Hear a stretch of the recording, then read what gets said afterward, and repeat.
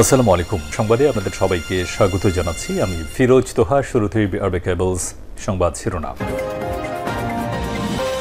জানিয়ে দেব এই মুহূর্তে হাতে পাওয়া সর্বশেষ গুরুত্বপূর্ণ আপডেট বাংলা সংবাদ। শুরুতেই থাকছে ভারতীয় আগ্রাসনের বিরুদ্ধে হিন্দু মুসলিম ঐক্যবদ্ধ লড়াই করব রিজভী। ভারতের আগ্রাসনের বিরুদ্ধে সবাইকে সোচ্চার হবার আহ্বান জানিয়ে বিএনপির সিনিয়র যুগ্ম মহাসচিব রুহুল কবির রিজভী বলেছেন, ভারতীয় আগ্রাসনের বিরুদ্ধে আমরা হিন্দু মুসলমান সবাই একসাথে লড়ব। এবারে জানাবো অসুস্থ মামুনুল হককে দেখতে হাসপাতালে ধর্ম উপদেষ্টা। বাংলাদেশ খেলাফত মজলিসের মহাসচিব মৌলানা মোহাম্মদ মামুনুল হককে দেখতে হাসপাতালে গিয়েছেন ধর্ম উপদেষ্টা আফমা খালিদ হোসেন। মঙ্গলবার রাজধানীর বেসরকারি একটি হাসপাতালে চিকিৎসাধীন মামুনুল হককে দেখতে যান তিনি। জানাবো পাকিস্তান থেকে এবার 25,000 টন চিনি কিনছে বাংলাদেশ। পাকিস্তানের কাছ থেকে 25,000 টন উচ্চমান সম্পন্ন চিনি কিনছে বাংলাদেশ সরকার। আগামী মাসে করাচি বন্দর থেকে এসব চিনি চট্টগ্রাম বন্দর হয়ে বাংলাদেশে পৌঁছানোর কথা রয়েছে। এদিকে ঢাকায় আসছেন ভারতের পররাষ্ট্র সচিব। জুলাই গণঅভ্যুত্থানের মধ্য দিয়ে স্বৈরশাসক শেখ হাসিনার পতনের পর থেকে নানা ইস্যুতে বাংলাদেশ ভারতের সম্পর্ক তলানিতে গিয়ে ঠেকেছে। ইসকন নেতা চিন্ময় কৃষ্ণ দাসের গ্রেপ্তার, আদালত চত্বরে কঠোর হিন্দুত্ববাদী সংগঠনটির সদস্যদের হাতে আইনজীবী নিহতের ঘটনা নিয়ে উত্তেজনার পারদ চরমভাবে ছড়িয়েছে। তবে দুদেশের মধ্যকার এই টানাপোড়েন সর্বোচ্চ পর্যায়ে পৌঁছে যায় ত্রিপুরায় বাংলাদেশ হাইকমিশনে হামলার পর।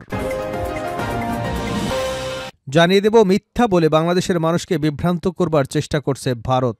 অহেতুক মিথ্যা বলে বাংলাদেশের মানুষকে বিভ্রান্ত করবার চেষ্টা করছে ভারত। সন্ধ্যা 6টায় লন্ডনে আয়োজিত এক সমাবেশে এমনটাই দাবি করেছেন বিএনপির মহাসচিব মির্জা ফখরুল ইসলাম আলমগীর। এবং সর্বশেষ জানাবো আন্তর্জাতিক সংবাদ। সরকার পতনের ট্রাম্প কার্ড এখনও ইমরান খানের কাছেই, দাবি তার বোনের।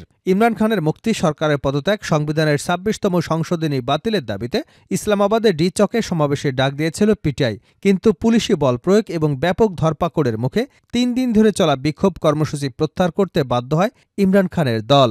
এতক্ষণ শিরোনাম শুনছিলেন, এবার বিস্তারিত। প্রিয় দর্শক, আপনি যদি এই চ্যানেলে নতুন হয়ে থাকেন, ভিডিওটি দেখতে দেখতে চ্যানেলটি সাবস্ক্রাইব করে আমাদের সঙ্গে থাকুন। আর এই ভিডিও সম্পর্কে আপনি আপনার মূল্যবান মতামতটি কমেন্ট বক্সে জানিয়ে দিন। আর হ্যাঁ প্রিয় দর্শক, জানিয়ে দিন ভিডিওটি কোথা থেকে দেখছেন। ভারতীয় আগ্রাসনের বিরুদ্ধে হিন্দু মুসলিম ঐক্যবদ্ধ লড়াই করব রিজভী। ভারতের আগ্রাসনের বিরুদ্ধে সবাইকে সোচ্চার হবার আহ্বান জানিয়ে বিএনপির সিনিয়র যুগ্ম মহাসচিব রুহুল কবির রিজভী বলেছেন, ভারতীয় আগ্রাসনের বিরুদ্ধে আমরা হিন্দু মুসলমান সবাই একসাথে লড়ব। একই সঙ্গে তিনি বলেন, আপনারা আমাদের পতাকা আগরতলায় সরকারি হাইকমিশনের গেট ভেঙে সেটাকে টেনে হেঁচড়ে নামিয়ে পুড়িয়ে দিয়েছেন। এটা প্রচণ্ড আঘাত, আমাদের বড় আঘাত দিয়েছে ভারতের সাম্প্রদায়িক শাসক গোষ্ঠী। আমরা কি এটা ভুলে যাব? এটা আমরা কোনোদিন ভুলব না। বুধবার সকালে জাতীয় প্রেস ক্লাবের সামনে বিক্ষোভ মিছিল পূর্ব সমাবেশে বিএনপির যুগ্ম মহাসচিব এসব কথা বলেন। রিজভী বলেন, ফ্যাসিস্ট স্বৈরাচার শেখ হাসিনাকে রক্ষা করার জন্য ভারত বাংলাদেশের মানুষের বিরুদ্ধে, বাংলাদেশের আন্দোলনকারী মানুষের বিরুদ্ধে, শহীদ মুগ্ধের বিরুদ্ধে, শহীদ আবু সাঈদের বিরুদ্ধে প্রচারণা চালাচ্ছে। আমাদের শহীদদের বিরুদ্ধেই সেটা যায়। গণতন্ত্রের জন্য আমাদের মহান আত্মত্যাগ, সেই মহান আত্মত্যাগকে আপনারা ভুলুণ্ঠিত করবার চেষ্টা করেছেন, তাতে কোনো লাভ হবে না। ভারতের আগরতলায় বাংলাদেশের সহকারী হাইকমিশন কার্যালয়ে হামলা এবং জাতীয় পতাকা অবমাননার প্রতিবাদে জাতীয় প্রেস ক্লাবের সামনে বাংলাদেশ পূজা উদযাপন ফ্রন্টের উদ্যোগে ভারতীয় আগ্রাসন রুখে দাও শীর্ষক এ বিক্ষোভ সমাবেশ ও পদযাত্রা হয়। বিক্ষোভ সমাবেশ শেষে ফ্রন্টের নেতাকর্মীরা নয়াপল্টন সড়ক পর্যন্ত পদযাত্রা করে। এই পদযাত্রায় বিএনপির সিনিয়র যুগ্ম মহাসচিব এবং অংশগ্রহণ করেন। ভারতের সমালোচনা করে দেশটির নীতি নির্ধারকদের উদ্দেশ্যে রুহুল কবির রিজভী বলেন, আমরা আপনাদের স্বাধীনতা সার্বভৌমত্বে বিশ্বাস করি, রক্ষা করবার জন্য অঙ্গীকারবদ্ধ।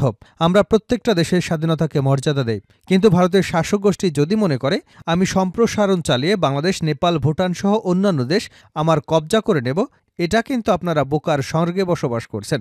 ভারতীয় মিডিয়ায় বাংলাদেশের বিরুদ্ধে মিথ্যা অপপ্রচারের কঠোর সমালোচনা করে তিনি বলেন, ভারতের মিডিয়া আজকে খেয়ে না খেয়ে বাংলাদেশের বিরুদ্ধে অপপ্রচার করছে, মিথ্যা সংবাদ দিচ্ছে যার কোনো সত্যতা নেই।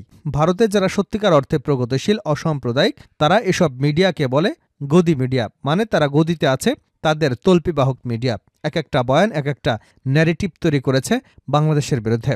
শেখ হাসিনার পতন একেবারেই মেনে নিতে পারছে না। অসুস্থ মামুনুল হককে দেখতে হাসপাতালে ধর্ম উপদেষ্টা। বাংলাদেশ খেলাফত মজলিসের মহাসচিব মৌলানা মোহাম্মদ মামুনুল হককে দেখতে হাসপাতালে গিয়েছেন ধর্ম উপদেষ্টা আফমা খালিদ হোসেন। মঙ্গলবার রাজধানীর বেসরকারি একটি হাসপাতালে চিকিৎসাধীন মামুনুল হককে দেখতে যান তিনি। উপদেষ্টা তার চিকিৎসার খোঁজখবর নেন এবং দ্রুত সুস্থতার জন্য দোয়া কামনা করেন।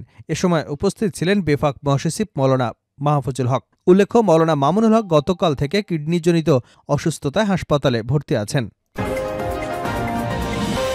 পাকিস্তান থেকে এবার 25,000 টন চিনি কিনছে বাংলাদেশ।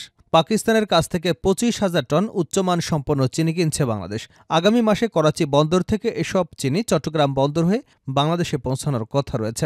কয়েক দশক পর ইসলামাবাদ থেকে এত বিপুল পরিমাণে চিনি কিনল ঢাকা। এর আগে বেশিরভাগ সময় ভারতের কাছ থেকে চিনি কিনত বাংলাদেশ। এবার ভারতের পাশাপাশি প্রয়োজনীয় এই নিত্যপণ্য পাকিস্তান থেকেও কিনছে ঢাকা। মঙ্গলবার এক প্রতিবেদনে এ খবর দিয়েছে দ্য নিউজ ইন্টারন্যাশনাল।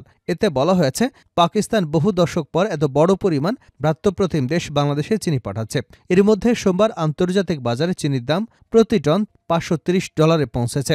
চলতি বছরে প্রধানমন্ত্রী শেহবাজ শরীফের অনুমোদনে কমবেশি 6 লাখ টন চিনি রপ্তানির পরিকল্পনা রয়েছে পাকিস্তানের। এর মধ্যে 50,000 টন চিনি কিনছে থাইল্যান্ড। পাকিস্তানের চিনি ব্যবসায়ী মজিদ মালিকের মতে, উপসাগরীয় রাষ্ট্র, আরব দেশ এবং আফ্রিকান দেশগুলো পাকিস্তান থেকে চিনি কেনার চুক্তি করেছে। পরিকল্পনা অনুসারে চিনি রপ্তানি করে পাকিস্তান $40 থেকে $50 কোটি আয় করবে। পাকিস্তানের চিনি শিল্প দেশটির অন্যতম বৈদেশিক মুদ্রা উপার্জনকারী হয়ে উঠেছে। বাংলাদেশ ও পাকিস্তানের মধ্যে জটিল এবং কখনো কখনো উত্তেজনাপূর্ণ সম্পর্ক ছিল। রাজনৈতিক এবং ঐতিহাসিক বৈরিতার কারণে দুদেশের মধ্যে বাণিজ্য কয়েক দশক ধরে সীমিত থাকলেও পুরোপুরি বন্ধ ছিল না। তবে নতুন করে ক্রয় দ্বিপাক্ষিক বাণিজ্য সম্পর্কের উন্নতির দিকে একটি বড় পরিবর্তনের ইঙ্গিত দিচ্ছে। পাকিস্তানের সঙ্গে বাংলাদেশের বাণিজ্য এতদিন সরাসরি কোনো কন্টেইনার জাহাজ সেবা ছিল না। তবে গত নভেম্বরে পাকিস্তান থেকে সরাসরি চট্টগ্রাম বন্দরে পণ্যবাহী জাহাজ আসে। ঢাকা আসছেন ভারতের পররাষ্ট্র সচিব। জুলাই গণঅভ্যুত্থানের মধ্য দিয়ে স্বৈরশাসক শেখ হাসিনার পতনের পর থেকে নানা ইস্যুতে বাংলাদেশের ভারতের সম্পর্ক তলানিতে গিয়ে ঠেকেছে। ইসকন নেতা চিন্ময় কৃষ্ণ দাসের গ্রেপ্তার, আদালত চত্বরে কঠোর হিন্দুত্ববাদী সংগঠনটির সদস্যদের হাতে আইনজীবী নিহতের ঘটনা নিয়ে উত্তেজনার পারদ চরমভাবে ছড়িয়েছে। তবে দুদেশের মধ্যকার এই টানাপোড়েন সর্বোচ্চ পর্যায়ে পৌঁছে যায় ত্রিপুরায় বাংলাদেশের হাই কমিশনে হামলার পর। এমন এক পরিস্থিতিতে বাংলাদেশ সরকারের সঙ্গে আলোচনার জন্য নিজেদের পররাষ্ট্র সচিবকে ঢাকায় পাঠাচ্ছে ভারত। বুধবার এক প্রতিবেদনে এ তথ্য জানিয়েছে ভারতীয় সংবাদ মাধ্যম হিন্দুস্তান টাইমস। প্রতিবেদনে বলা হয়েছে, ভারতীয় পররাষ্ট্র সচিব বিক্রম মিস্ত্রি আলোচনার জন্য আগামী সপ্তাহে বাংলাদেশে সফর করবেন বলে আশা করা হচ্ছে। গত আগস্টে নোবেল বিজয়ী ডক্টর মোহাম্মদ ইউনূসের অন্তর্বর্তী সরকার ক্ষমতায় আসার পর সিনিয়র কোনো ভারতীয় কর্মকর্তা ঢাকায় এটি প্রথম সফর হতে চলেছে বলে বিষয়টি সম্পর্কে অবগত ব্যক্তিরা বলেছেন।